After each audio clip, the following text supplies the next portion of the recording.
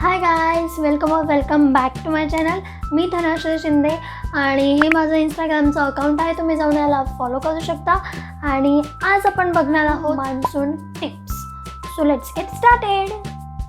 Tip number 1, avoid wearing light colours.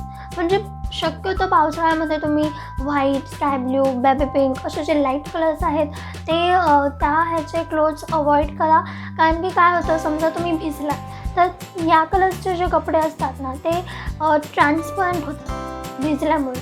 त्यामुळे शक्यतो dark अशा कपड्यांचा यूज करा मान्सूनमध्ये. Tip number 2, say no to jeans. काय आहे, सध्या पावसाळ्यामध्ये जीन्स वापरणं आपल्यासाठी बरंच हार्मफुल आहे. कारण की जीन्सचं जे कापड असतं ते खूप जाड असतं आणि ते जाड असल्यामुळे ते लवकर वाळत नाही आणि त्यामुळे आपल्याला स्किन प्रॉब्लेम्स होऊ शकतात.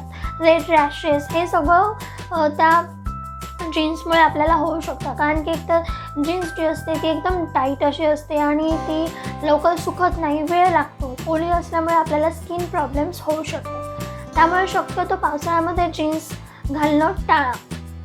Tip number 3, say yes to shorts. म्हणजे पावसाळ्यामध्ये तुम्ही शॉर्ट्स किंवा मग शॉर्ट स्कर्ट्स किंवा one piece, short one piece जे असतात त्याचा यूज तुम्ही चांगल्या प्रकारे करू शकता.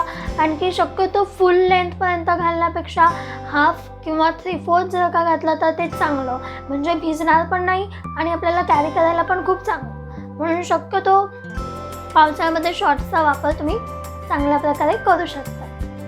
टिप नंबर 4 अशी आहे की आपण शक्यतो बाहेर जाताना, कॉलेजला जाताना किंवा मग कुठेही आपण बाहेर जात असतो तेव्हा आपण मस्कारा लावतो, आयलायनर लावतो. तर हे सगळे प्रोडक्ट्स मान्सूनमध्ये वॉटरप्रूफ जे असतील तेच यूज करा. नाहीतर मग तुम्हाला माहितीच आहे काय होईल, पाऊस आला आणि जर का तुम्ही मस्कारा लावलेला असेल ते असं पूर्ण असं ब्लॅक.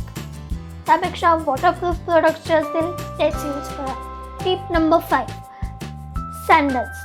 आता पावसाळ्यामध्ये जेव्हा तुम्ही सँडल घ्यायला जाल, सँडल तुम्ही जर का म्हणजे नवीन घेत असाल स्पेशल मान्सूनसाठी, तर काय करायचं, त्या सँडलच्या मागचं जे सोल असतं ते प्लेन नसलं पाहिजे. जर का ते प्लेन असेल तर तुम्ही 100% घसराल. त्यापेक्षा त्या सोलवरती काहीतरी डिझाईन असली पाहिजे. स्ट्रेट लाईन्स किंवा झिगझॅग लाईन्स अशा काहीतरी डिझाईन असेल तर शक्यतो घसरण्याचे चान्सेस खूप कमी असतात. त्यानंतर सेकंड पॉईंट म्हणजे असं आहे त्यामध्ये की ती सँडल समोरून ओपन असली पाहिजे. म्हणजे त्यामध्ये पाणी घुसणार नाही अशी. समजा त्यामध्ये पाणी घुसलं तर तुमच्या बोटांच्या मध्ये स्किन प्रॉब्लेम्स होऊ शकतात. त्यामुळे ती सँडल ओपन असली पाहिजे. त्यानंतर थर्ड पॉईंट असा, याच टिपमध्ये थर्ड पॉईंट असा की जर तुम्ही लेदर शूज घालून जात असाल पावसाळ्यामध्ये तर ते प्लीज घालू नका. कारण की खराब होऊ शकतात. लेदर शूज इतके चांगले आणि मस्त एक्सपेन्सिव्ह असतात. त्यामुळे शक्यतो पावसाळ्यामध्ये ते घालू नका. त्याऐवजी तुम्ही रबर शूजचा यूज करू शकता. टिप नंबर 6 अशी आहे की जी खूप खूप खूप इम्पॉर्टंट आहे. म्हणजे काय करायचं, आपल्यासोबत कॅरी बॅग ठेवायची. नेहमी आपण कुठेही जात असो आपल्या बॅगेमध्ये, आपल्या पर्समध्ये आपण जी बॅग घेतोय त्यामध्ये 2 ते 3 कॅरी बॅग ठेवायच्याच मस्ट आहे. Tip number 7, say no to jewellery. शक्यतो मान्सूनमध्ये तुम्ही ज्वेलरीचा वापर जो आहे तो खूप कमी करा. कारण की आपण ज्वेलरी घालत असतो पण ज्वेलरीला सुद्धा गंज चढतो आणि त्याचा कलर जातो. त्यापेक्षा थोडासा यूज कमी केला तर best. Tip number 8, last and best tip, कधीही बाहेर जाताना छत्री सोबत घेऊन जावा.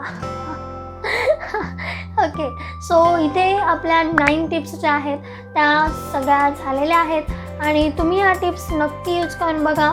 आणि ह्या टिप्स कशा वाटल्या हे मला कमेंट बॉक्समध्ये नक्की कळवा. आणि जर तुम्ही मला अजूनही सबस्क्राईब केलेलं नसेल तर सबस्क्राईब करायला विसरू नका. आणि हो, आपला अजून एक चॅनल आहे धनश्रीज किचन म्हणून, त्यालासुद्धा नक्की सबस्क्राईब करा. बाय बाय, भेटूयात लवकरच.